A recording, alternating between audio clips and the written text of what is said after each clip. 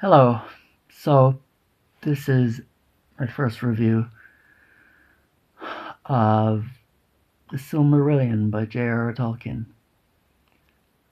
A book that is clearly not as beloved as The Lord of the Rings or The Hobbit, but kind of should be, in my opinion. I just want to talk about it because I think it deserves more adulation than it receives. Um, and I want people to kind of know more about it because it's I don't know. I feel people are very ignorant of it, and it doesn't get the praise it deserves. So, what is the Silmarillion about? Well, for anyone who's read The Lord of the Rings or The Hobbit or watched the films, all you really need to know is that this entire book is set in the ages before those films and the books. For anyone who doesn't know, The Lord of the Rings and The Hobbit are set in the Third Age of Middle-earth, and J.R.R. Tolkien wrote about two previous ages, one of which is featured in The Rings of Power, and that's the second age, and then the age before that is the first age, and Silmarillion is the book that covers the events of the first age, and that's where it begins, anyway. So these were stories J.R.R. Tolkien wrote from around the time he was a soldier in the First World War. So he began writing stories. He could have started writing them before he fought in the First World War, but he started writing them around that time, and he was in a hospital and came up with all these stories, started creating Middle-earth, and started writing the languages that form the basis of the stories. So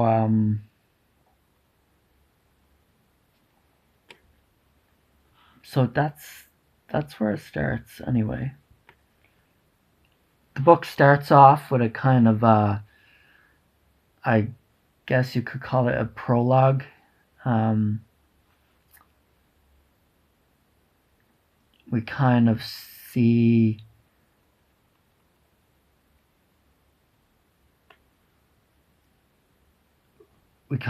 how the world came to be, the world that the world of Middle-earth came to be, because Middle-earth is just kind of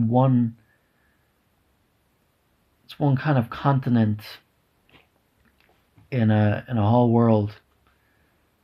So we kind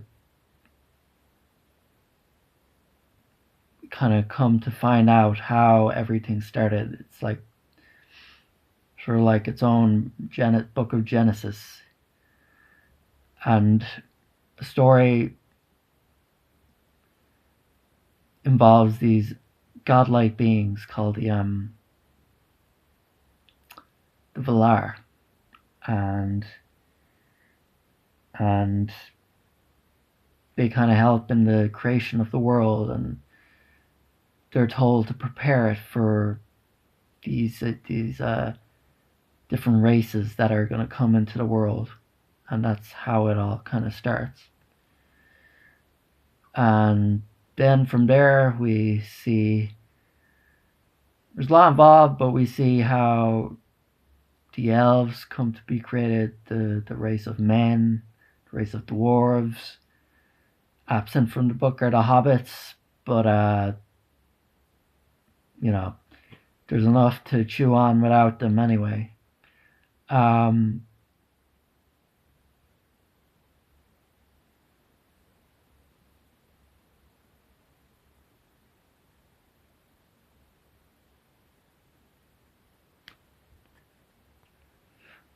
The title "The Silmarillion" refers to these three jewels that are created by one of the elves, an elf called Fëanor. He is the mightiest of the elves, and he creates these three jewels called the Silmarils. So the plural is the Silmarillion, I guess. And he takes the light. There are these beautiful jewels with this beautiful light that comes from these two trees that are created by the race of godlike beings, the Valar. And long story short, there's a bad Valar called Morgoth, who is kind of the master of Sauron. Sauron is, at this stage in the story, is kind of a lesser. He's not a god, but he's kind of on that level, same race as the Valar. And the evil Valar, there's about 13 of them, and one of them is evil, and he's called Morgoth. And he sees these jewels, and he wants to possess them, so he steals the jewels and makes off with them.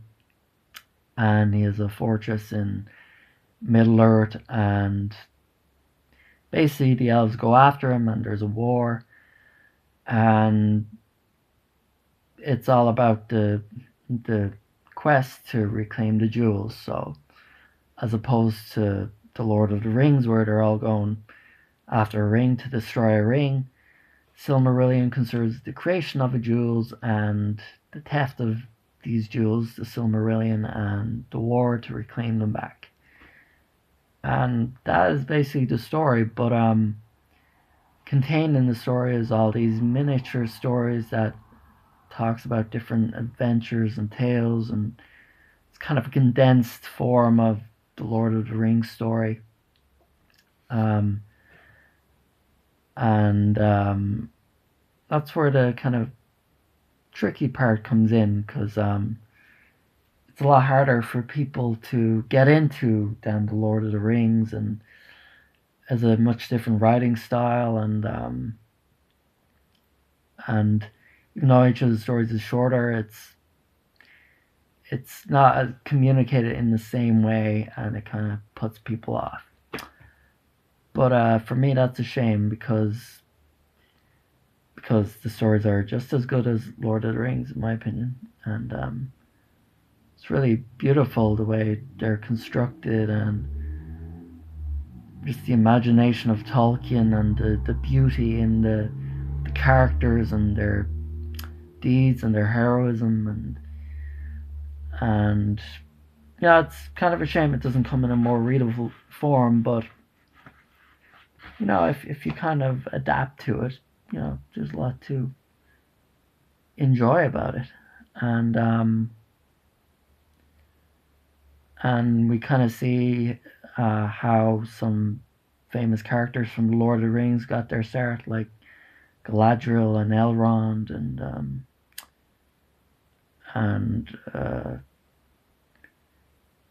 Gil-galad.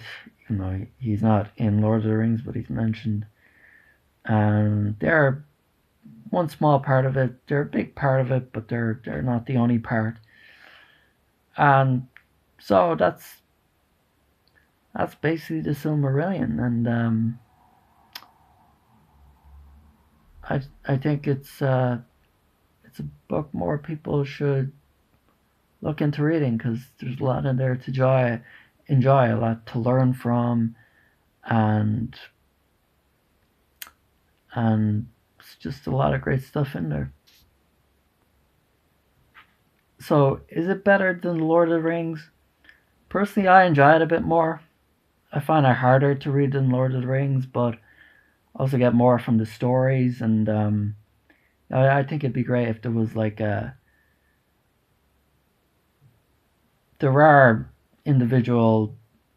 have been individual books published based on stories from the Silmarillion, like the Children of Huron. That's one of them. It's an extended version of one of the stories in this book, and it's also good. Also a bit hard to read, But definitely, if you're a Tolkien fan, it's a must read. And I think anyone who likes mythical fantasy stories would be good reading any of the stories in this, really. So that's kind of my review of the Silmarillion. I would like to talk more about it, but it's kind of hard to do in a single sitting. You need a proper video to talk about it. So maybe I might do that at some stage in the future, depending on how many views this video gets, if any.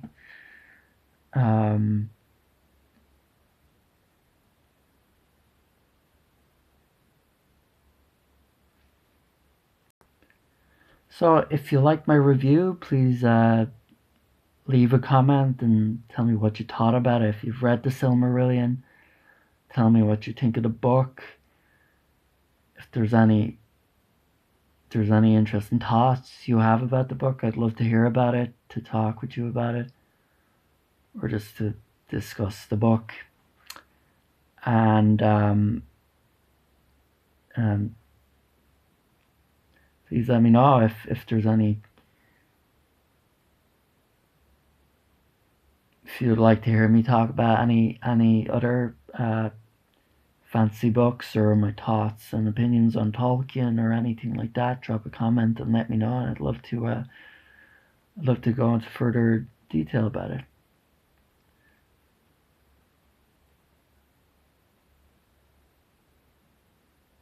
Okay, thank you for listening.